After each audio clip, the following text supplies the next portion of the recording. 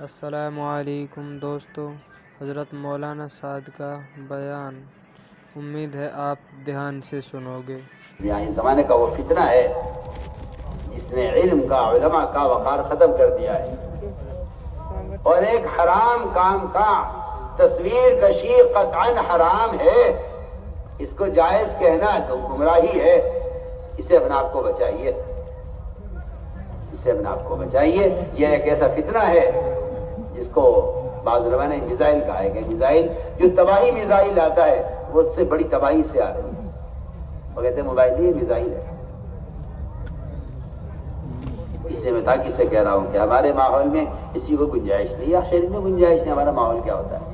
شریعت نے انکار کر دیا، فرمایا ہر مصور جہنم میں جائے گا۔ آپ کو معلوم ہونا چاہیے جن لوگوں کو اللہ والوں کی تصویر لینے کا شوق ہے، جن لوگوں کو اللہ والوں کی تصویریں لینے کا شوق ہے، ان کو یہ بات معلوم ہونی چاہیے کہ اللہ والوں کی تصویروں سے ہی دنیا میں بت پرستی شروع ہوئی ہے۔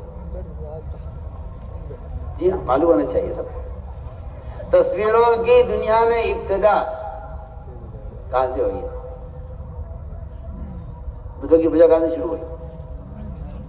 بتوں کی پوجا کہاں سے شروع ہوئی؟ معلوم ہونا چاہیے نا۔ اتنے دنیا کے اندر بت پوجے جاتے ہیں، کروڑوں کی تعداد میں، کہاں سے آئے؟ کہاں سے شروع ہے؟ یہ دیکھو عجیب حالت ہے، جہاں آواز سنتے ہو ادھر ہو جاتے ہو۔ میں کچھ کہہ رہا ہوں، ادھر دیکھو نا میری طرف۔ یہ تو شیطان ہے جو چیخ رہا ہے، تم بھی شیطان بن جاؤ اس کے پیچھے۔ بت پرستی کہاں سے شروع ہوئی؟ یہ معلوم ہونا چاہیے۔ بت پرستی شروع ہوئی ہے اللہ والوں کی تصویروں سے۔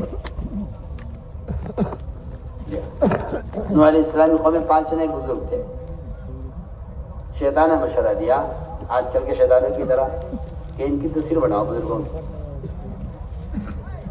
شیطان نے آج کل کے شیطانوں کی طرح مشورہ دیا نوح علیہ السلام کی قوم کو کہ اپنے بزرگوں کی تصویر بناؤ، ان کی یادگار رہے گی۔ ان کی تصویریں بنی۔ اب تصویر بنانے کا طریقہ بدل جائے تو بدل کر رہے گا، کیا بات ہے؟ آپ یہ کہ یہ حلال ہے، وہ حرام ہے، یہ جائز ہے، وہ ناجائز ہے۔ انہوں نے تصویریں بنائی بزرگوں کی شیطان کے کہنے سے، پھر ان تصویروں کے مجسمے بنے۔ ان کی تعظیم بڑھتی گئی کہ جی تصویر تو پھٹ جائے گی، کچھ دن میں جو ہے ہلکی پڑ جائے گی یا ضائع ہو جائے گی، ان کے مجسمے بنا لو تاکہ یہ باقی رہے۔ یہاں سے دنیا میں بت پرستی شروع ہوئی ہے۔ میں تو آج بھی کہتا ہوں کہ اگر ان تصویروں سے بت بن سکتے ہیں تو ان تصویروں میں کیا بتوں کی بو نہیں ہوگی؟ کیا ان بتوں کی ضرورت نہیں ہوگی؟ جو تصویر بت کی شکل اختیار کر سکتی ہے، کیا آج ان تصویروں کے اندر بتوں والی ضرورتیں نہیں ہوں گی؟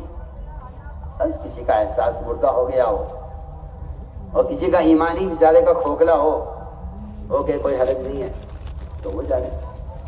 ورنہ میں نے آپ سے عرض کر دیا کہ دنیا میں بت پرستی کی ابتدا اللہ والوں کی تصویروں سے ہوئی ہے۔ کیوں؟ عجیب بات ہے۔ علماء نے لکھا ہے کہ تصویر بنانا، چاہے موبائل سے بنائے، تصویر بنانا اللہ تعالی کی، اللہ اکبر، اللہ تعالی کی صفت میں، اس کی صفت تخلیق ہے، اس کی نقالی کرنا ہے کہ میں بھی اللہ ہوں۔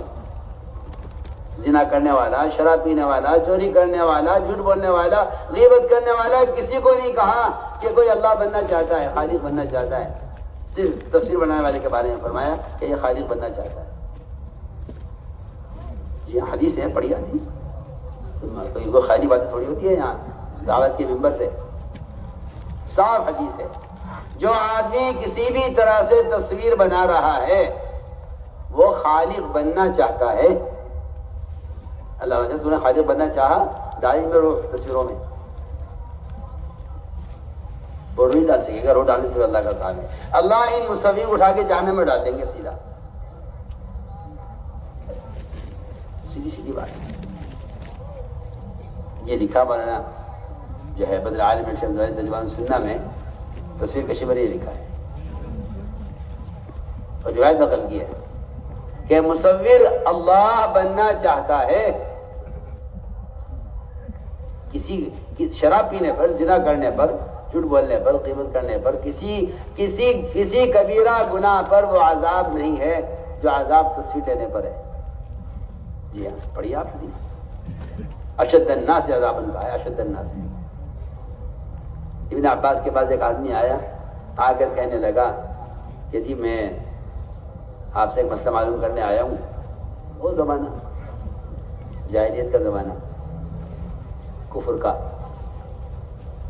وہ بیچارہ کبھی زمانے جاہلیت میں اس کا کام ہوگا تصویر بنانا، تصویر بنایا کرتا تھا۔ اس نے آ کر مسئلہ معلوم کیا ابن عباس رضی اللہ عنہ سے کہ جی میں اسلام لے آیا ہوں، مگر میرا جو طریقہ ہے، میرا جو پیشہ ہے، میری جو آمدنی کا ذریعہ ہے وہ تصویریں بنا بنا کے بیچتا ہوں، اس کے مجھے پیسے ملتے ہیں۔ یہ اس نے کہا کہ جی میرا تو کام ہی کچھ نہیں، اس کے علاوہ میں کیا کروں، میرا دھندا یہی ہے، میرا پیشہ یہی ہے، مجھے اس کے علاوہ کچھ کرنا بھی نہیں آتا۔ ابھی بچوں کو پالنے کے لیے میرا کام یہ ہے کہ میں تصویر بناتا ہوں، ان تصویروں کو بیچ کر جو پیسے آتے ہیں اس سے میں اپنی گزر بسر کرتا ہوں۔ کیونکہ یہ بات بالکل طے شدہ بات ہے کہ تصویر کا بیچنا بھی حرام ہے، اس کا خریدنا بھی حرام ہے، اس کی آمدنی بھی حرام ہے۔ سن لے کان کھول کے بھی کیا بول رہا، تصویر خریدنا، بیچنا اور اس کی آمدنی سب حرام ہے۔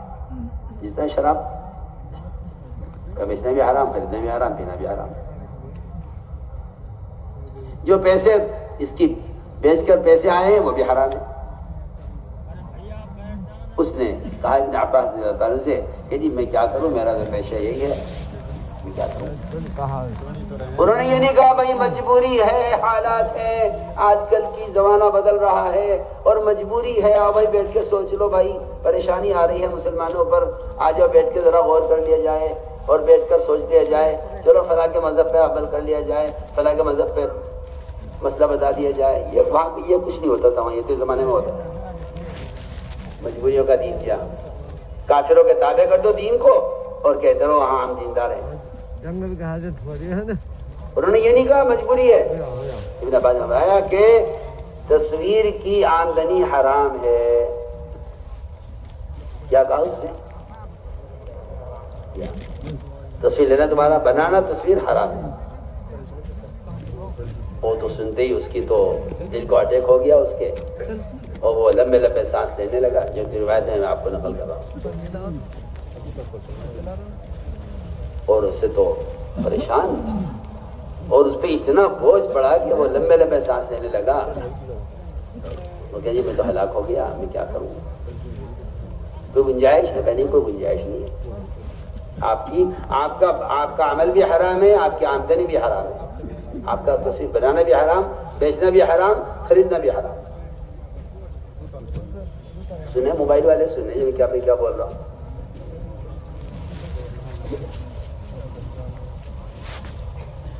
اس نے کہا جی میں کیا کروں، خیر میں تو بھوکا مروں گا، میرے پاس کے علاوہ کوئی راستہ نہیں۔ ابن عباس نے فرمایا دیکھو، اگر تم پریشان اور مجبور ہو اور اس کے علاوہ تمہارے پاس کوئی راستہ نہیں ہے تو پھر میں تمہیں اس کا مشورہ دیتا ہوں کہ تم پہاڑوں کی، دریاؤں کی اور درختوں کی تصویر بنا دیا کرو، اسے بنا کے بیچ کے گزارا کر لو۔ یہ نہیں کہا کہ بھائی تمہاری مجبوری ہے اور تو ہم تمہیں اجازت دے دیتے ہیں تصویر کی، کہ نہیں، تصویر حرام ہے۔ اگر تجھے کرنا ہی ہے یہ کام تو پھر ان چیزوں کی تصویر بنا جن میں روح نہیں ہے، جانور کی، انسان کی، کسی بھی روح والے کی تصویر کا بنانا قطعاً حرام ہے۔ لیکن کیا افسوس اور صد افسوس کہ مسلمان کو بے ادب بنا دیا، یہ کہہ کر کہ یہ کرنا جائز ہے، یہ کرنا بھی جائز ہے، یہ کرنا بھی جائز ہے۔ جی ہاں، اسے بے ادب بنا دیا، اسے ننگا کر دیا، اسے بے ادب بنا دیا۔ اس لیے ہم تاکید سے کرتے ہیں، ہمارا ایسی قطعاً کوئی گنجائش نہیں ہے، یہ فعل قطعاً حرام ہے اور ایسا کرنے والے کو حرام کا گناہ مل رہا ہے۔ وہ جو چاہے باتیں بنا لے، کچھ کر لے، لیکن جو بات ہے وہ بات ہے۔ کریں گے بچے، بچیں گے انشاءاللہ اس سے، بالکل صاف صاف۔ اس طرح میں اس لیے عرض کر رہا تھا کہ یہ سارے کام اللہ کی رضا کے لیے ہوں، اس لیے اپنی نیتوں کو ڈھلتے رہی ہو، اپنی نیتوں کو سامنے رکھیے ہر وقت، کس لیے کر رہے ہو، کس لیے کر رہے ہو۔ ان صفات کو اندر پیدا کرنے کے لیے اللہ کے راستے کا خروج ہے۔